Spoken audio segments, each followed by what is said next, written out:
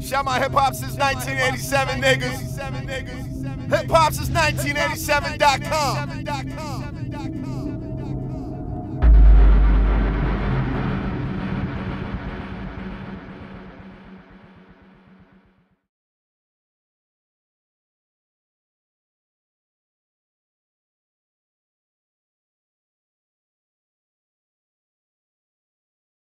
Hip Hop since 1987. We're live right now, Street Exec Studios.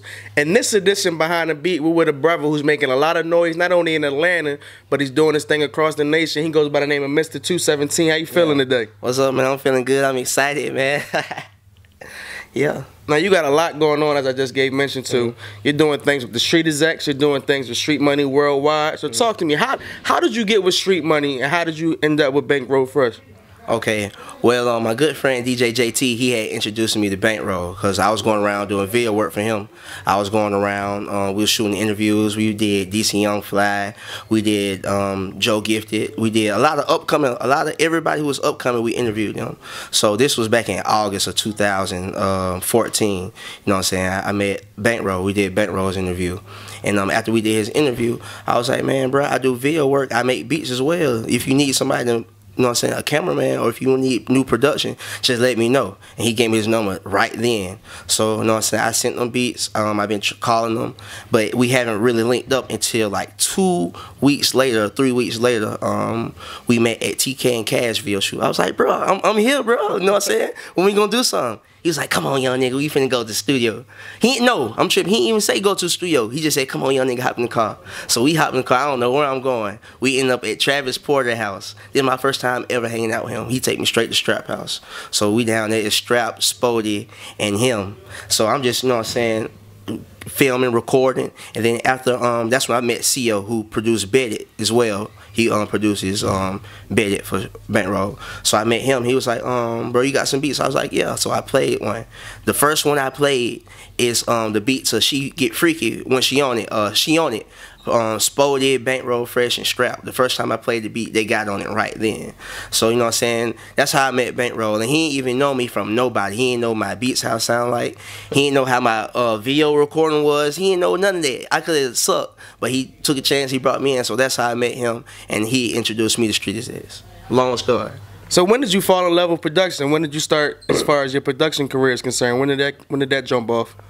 When it jumped off now, or how long have I been doing it? How long have you been doing it? I've been producing since I was in the 6th grade when I was 12. I've been in the band all my life, you know what I'm saying? I grew up reading music. My dad was a guitar player for church, so he playing music around me, showing me to it. And I was in the band ever since I was in 4th grade.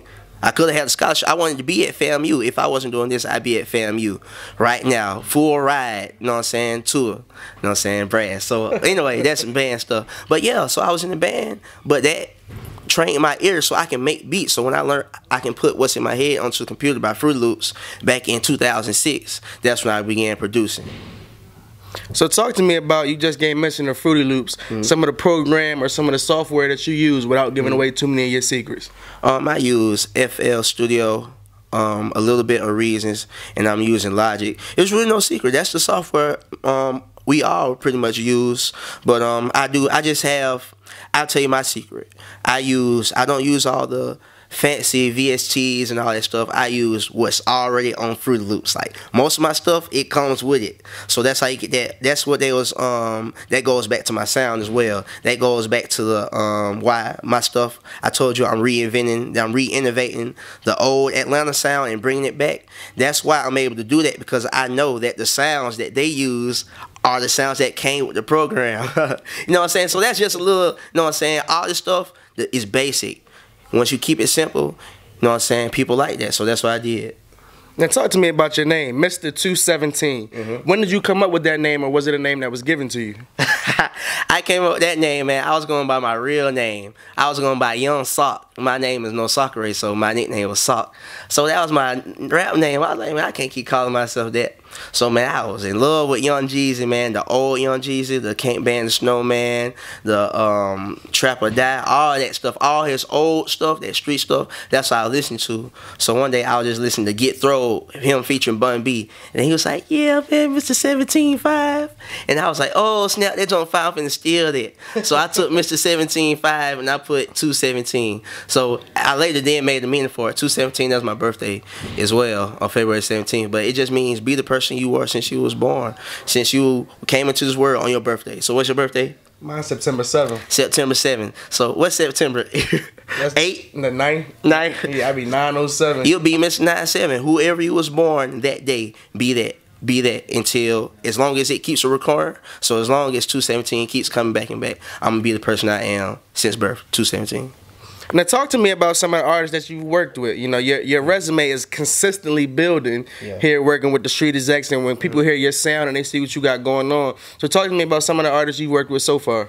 Bankroll Fresh and Travis Porter. Those are the main two big ones. I've also worked with Run Ray Richie. I produced Remix him featuring Zeus on his last project, and yeah, I do local stuff, all the local artists and artists that I work with too. But as far as the major ones, mostly Travis Porter and Bankroll. I did The Walked In, and I did I did 2 others on Travis Porter's new mixtape, Twerk for Travis and Re-Up.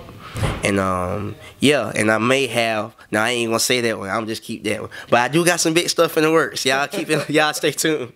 Now, not only are you a producer, as you gave mention to, you're also a director. Yeah. I know you do a little bit as far as dancing. You know, I see you dancing in the Bankroll Fresh ESPN video. So talk to me about film and being a director and shooting videos and when you got into that lane. Man, I always been making my own skits since I was in 3rd grade. I used to always want to make skits. So when I first got my first camera in 4th grade, I got my first camera, you know what I'm saying, to make my YouTube videos. I was like, man, I want to get on YouTube. So I done got a camera. So I got a camera, and ever since then, I just make my own little clips, my own little movies. Then I learned how to, by watching films and TV. Like, I love movies. I watch movies. Every time a movie come out, I'll go to a movie just to watch and just to get the feel. So I learned how to piece it together. I learned how to not, when you filming, just keep going like this. You gotta, okay, come in, you gotta stop it, do it from a different angle, do it 2 or 3 times. So I learned that skill. So that took my skits to another level. So I always did skits. Then I started doing my own music videos. It's just easy. I got the eye for it. Like, it's my brain is very vivid, so I can just always piece stuff together. So that's why I came about filming. You know what I'm saying, real creative. And dancing, man, that's a whole nother. I've been dancing a long time, since Whoop Rico. My first dance video went viral. We was acting like we was fighting. Whooping Rico, that joint did like 500,000 views, and we like 13, 14 in a minute views. So we been dancing, we been doing this stuff. So right now we just bringing it back with the sound. I produce Drop as well, the Drop dance. So I told you I'm re-innovating that old Atlanta sound. So by doing that, that's the snap era, lean with rock with it. I felt like it didn't have a long run, and then it wasn't fair to the kids of our generation. Say if we was leaning rock with it back when Vine came out. If Vine was back then, but D4L would be the richest niggas out. They'd be so rich if we had Vine and stuff back then. So what I'm doing, I'm bringing that sound back, and we getting the young kids, and we dance. We got the Drop right now. Our friends also, we all work together. Famous Most, they got the Whip. And it's just a lot of stuff, and people like Michi and myself and all my friends, we just bringing this dance, and it simultaneously work with the music. So now you got the dance world. This is a big secret folks don't know. You got the dance world. The dance world is dancing to whatever is hot right then. So you got the hottest dancers dancing to the hottest songs, and we put it on YouTube, it all just go crazy. And that's how we promote our songs. That's the new way to promote our songs. We dance to them, because dance videos get 50,000. Might just get 50,000 because folks want to see the new dance. So you dance to the new song, and you break your song like that. That's the technique we be using. I'm really giving y'all a lot of game. Now, you as you just broke it down, you got your hands in the production, you have your hands in video or film, you also have your hands in dancing. Michi, other gentleman there, I believe his name Merlo. Yep, Merlo. Yeah, I see that gentleman. I see the 3 of y'all, you know, consistently working. Y'all in different videos, so that wave is definitely picking up. What else can we expect from Mr.2-17 as 2015 moves along? 2015, the movement gonna get larger, more music. We just bringing back the creativeness back to music and the fun, man. We just gonna bring anything that we not scared to do it too. Any idea, any feeling that we gonna do, we just bringing it into the music, man. It might just be about going out talking to girls or something, like anything that we do. We rapping about what we actually doing, the youngness. So everything that we do is the mind or the voice of a person my age, you know what I'm saying? So we just doing that for the youth, we doing that for ourselves, and we just more ideas and more creativeness. That's all I can say. Like, I'm gonna be putting videos out in a different way y'all never seen before, anything. So that's what, more creativeness, and the movement gonna get bigger. That's what you can expect from me in 2015. Now, we see each other a lot here at StreetMoney Studios. You know, this is pretty much a hub here in the South for a lot of music and production that's coming out of Atlanta. What is something you've learned from just being in this studio or being around some of the bigger acts, the 2 Chainz, the Travis Porters, the Young Dolphs? Yeah. What are some of the things that you've learned, you know, touring with Bankroll and going from, shit, we ran into each other in Austin, then I saw you in Dallas, you know, like, so moving around the nation with what you do. What are some of the things you've learned working with the Street Execs and StreetMoney Worldwide?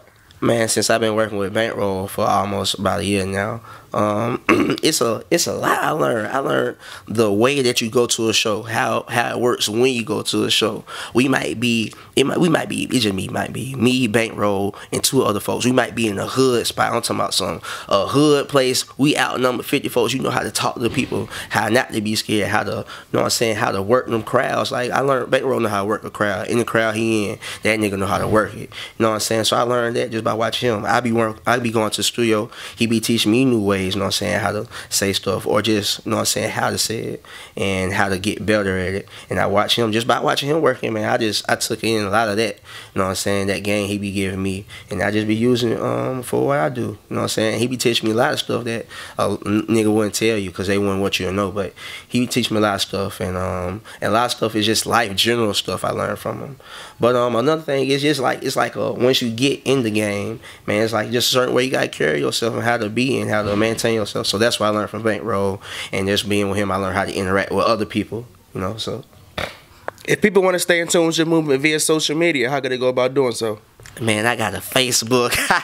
I got everything. My Facebook is my real name, Nosakure217 Andrews. You can look me up there. You can see, you go on my Facebook, man, you'll see back in 2005 when I was first making beats. All my old pictures on Facebook. That's my Facebook. My Instagram is 217, TWO, the number 17, TWO, the number 17, TEEN. My Twitter is MR217. And my YouTube going crazy. I upload it every week. You know what I'm saying? 2 million views on there. Mr.2-17 official. That's my YouTube, and that's how you can keep in contact with me.